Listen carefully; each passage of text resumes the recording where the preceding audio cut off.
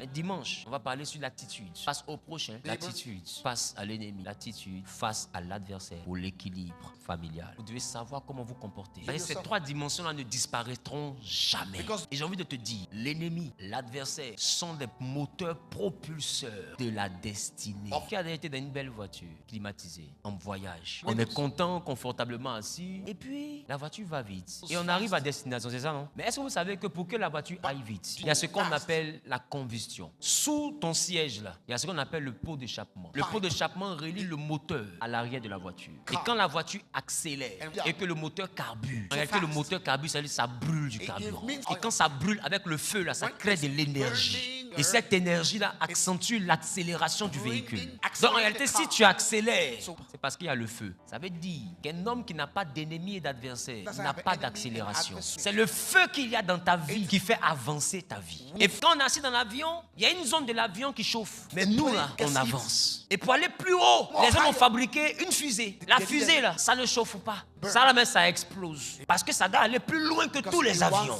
Plus tu dois monter, plus le feu autour de toi doit être grand. Voilà pourquoi Jésus nous a promis la persécution. Et dans Ésaïe 54, Dieu dit qu'il a créé la lumière, il a formé les ténèbres. Il a créé l'adversité, c'est lui qui donne la prospérité.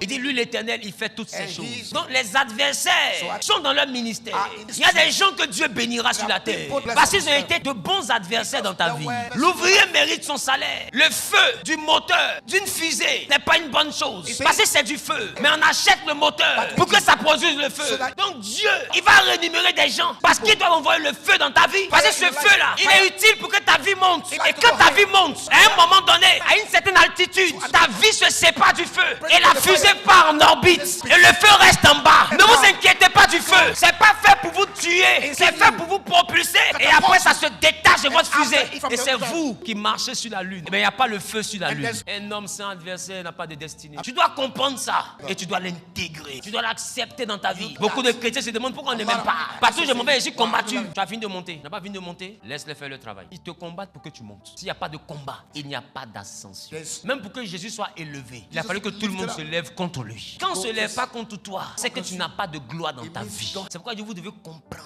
Parce que beaucoup vous posent la question, qu'est-ce que j'ai fait? Tu n'as rien fait. D'autres même pleurent. Pleurnichent. Ne dorment pas la nuit. Ont des palpitations. Je ne sais pas pourquoi les gens ne m'aiment pas. Tu es Catalina, c'est ça? Catalina, elle a pleuré dans son film quand le film est fini. Il y a une autre aussi, comment elle s'appelle? C'est Marie-Belle, non? Marie-Belle. Marie-Ma. Il dit, c'est pas toi. Ils font ça. Marie-Ma. Je ne sais pas pourquoi finir de répéter comme ça. Sébastien. Sébastien. Pasta.